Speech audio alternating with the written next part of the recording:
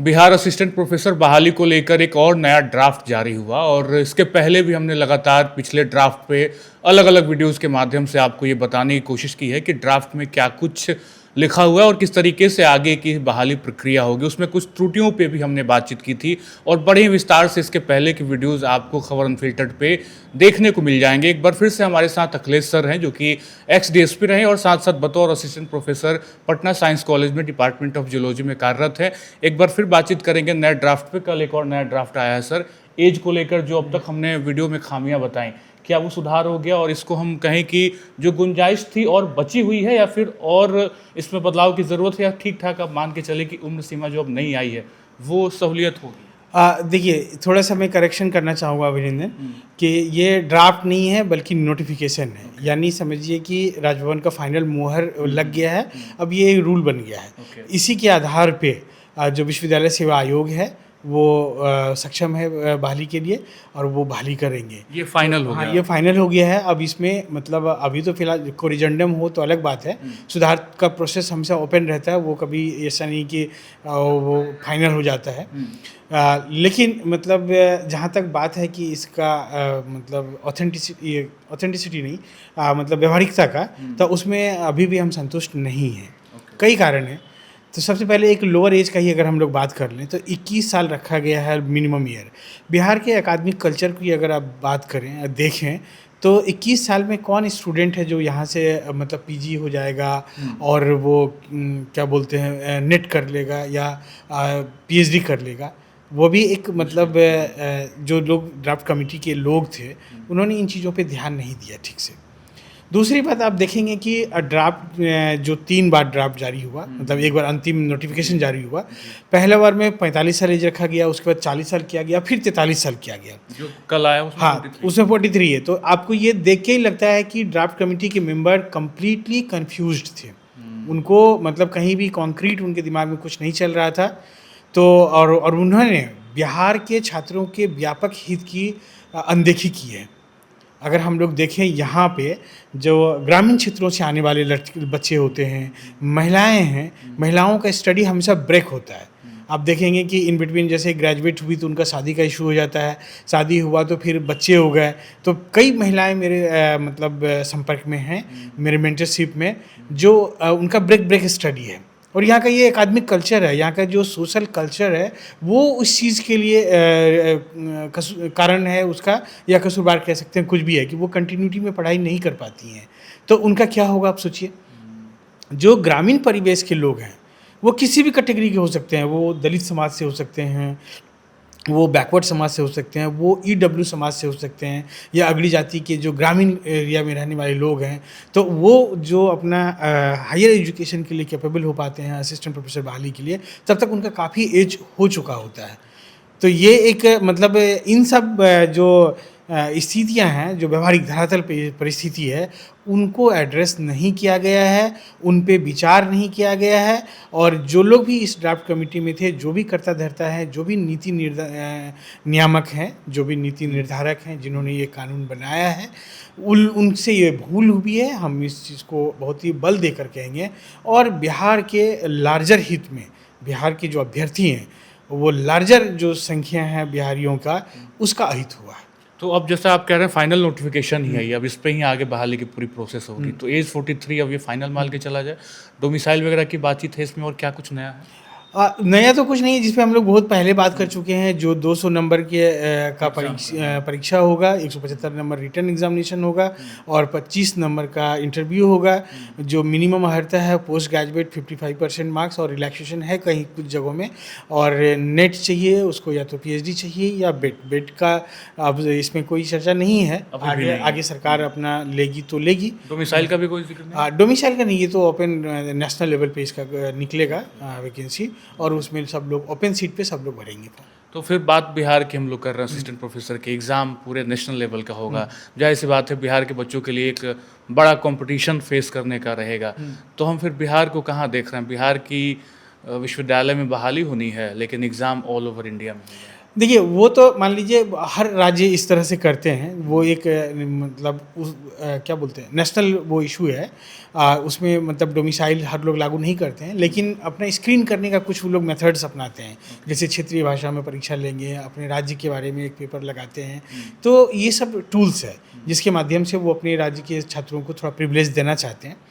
लेकिन वो तो एक अलग बात है। लेकिन जिस तरह से ये फॉर्मेट हुआ है, उस फॉर्मेट पे ये जान लीजिए कि बिहार के लोग, जो बिहार के छात्र हैं, वो फीस लेंगे। हम लोग चूंकि बात जो कर पूरा रहे थे फॉर्मेट वेटेज को हाँ, लेके। पूरा फॉर्मेट जो भी है ना, उस फॉर्मेट पे बिहार के छात्रों का मतलब, अब देखिए जो गेस्ट फैकल्टी हैं, पिछले 10 बरस से वो सेवा दे रहे हैं। अब विश्वविद्यालय यहाँ के जो हायर एजुकेशन है उनको सपोर्ट किया है। जब कोई उसको सपोर्ट करता है तो मान लीजिए जैसे आप हमारी बात को छात्रों तक पहुंचाने में सपोर्ट करते हैं, तो हम तो आपके प्रति कम से कम कृतज्ञ होंगे कि आप हमारी बात को पहुंचाते हैं।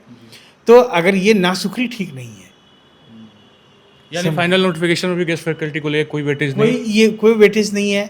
अब मेरा ये कहना है कि अगर जब रेगुलर बहाली नहीं है, इस पर हम लोग बहुत बार पहले भी चर्चा कर चुके हैं कि पिछले 26 वर्षों में, इस शताब्दी में अगर हम लोग देखें तो 2 मात्र वैकेंसी क्लोज हुआ है, तीसरा अभी ऑनगोइंग है।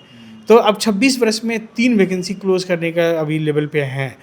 तो वैसी परिस्थिति में आप इस एज को इस तरह से करना ठीक नहीं है। आप 5 एग्ज़ाम, मैं पहले भी कह चुका हूँ कि 5 लगातार एग्ज़ाम आप ले लीजिए पुराने फॉर्मेट पे, जो यूजीसी का फॉर्मेट है, जो डीयू वगैरह लागू किया हुआ है।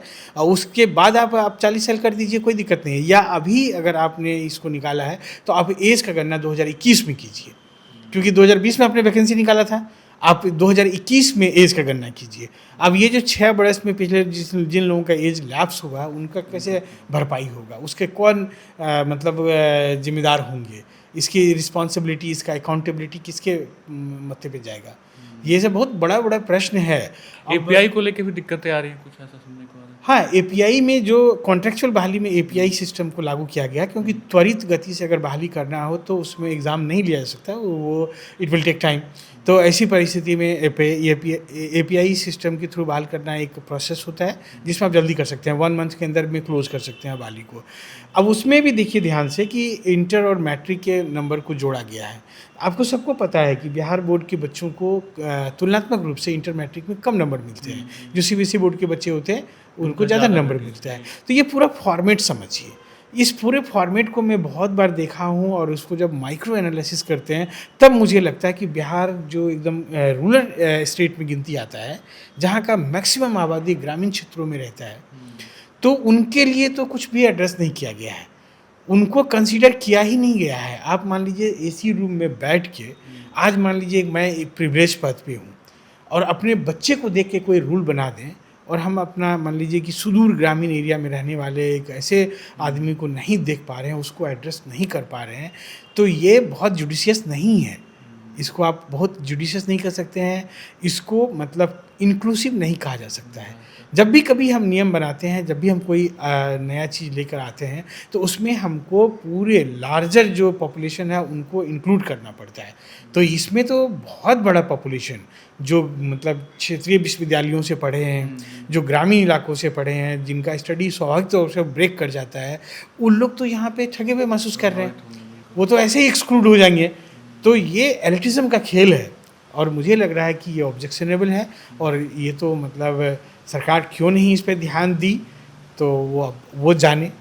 इसके पहले भी जब ड्राफ्ट को हम लोग देख रहे थे, आपने भी उस वर्ड का यूज़ किया, कंट्रैक्चुअल ये बातें लिखी जा रही हैं, तो क्या ये पूरे तरीके से परमानेंट नहीं होगा क्या? नहीं, वो इसमें कन्फ्यूजन में नहीं रहना है। दर्शकों को भी हम बताना चाहेंगे कि अभी देखिए 2 तरह की बहाली का उसमें इंक्लूड किया गया है एक ही ड्राफ्ट में। एक है कॉन्ट्रैक्चुअल बहाली, जो कि 11 महीनों के लिए होगा, पहला 11 महीना। हाँ, मतलब जैसे उनमें एक जो टाइम रखा गया था, 24 दिसंबर को उनका सेशन एंड होगा और 2 जनवरी को उनका सेशन नया शुरू किया जाएगा। उनका जो रिपीट होगा, अगर उनको फिर से रिन्यूअल का मिलता है, तो उसमें अभी अपना बनाया है कि हम किसको रिन्यूअल करेंगे, किसको नहीं करेंगे, तो उनका अपना रूल्स एंड रेगुलेशंस है। तो एक वो फॉर्मेट है। दूसरा है कि परमानेंट बहाली का अलग फॉर्मेट है, उसमें मतलब 200 नंबर का एग्ज़ाम होगा, और उसके लिए अहर्ता रखा गया है, या तो कैंडिडेट को नेट होना चाहिए, या उसको बेट पास होना चाहिए, या पीएचडी होना चाहिए। वही लोग उसमें शामिल हो पाएंगे उस परीक्षा में।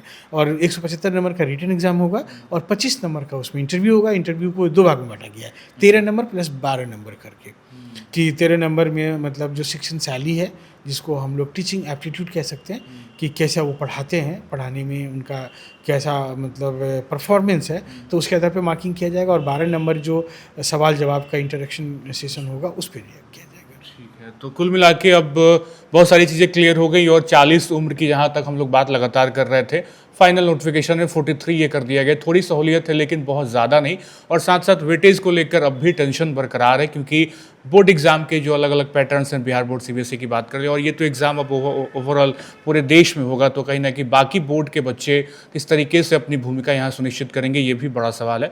लेकिन देखना होगा आगे किस तरीके से अब इस एग्ज़ाम की बहाली प्रक्रिया में क्या क्या नए मोड़ आते हैं। हमारे साथ अखिलेश सर थे जिन्होंने पूरी बातें बताई। फिलहाल इस वीडियो में इतना ही। आप बने रहें खबर अनफिल्टर्ड के साथ। बहुत बहुत शुक्रिया।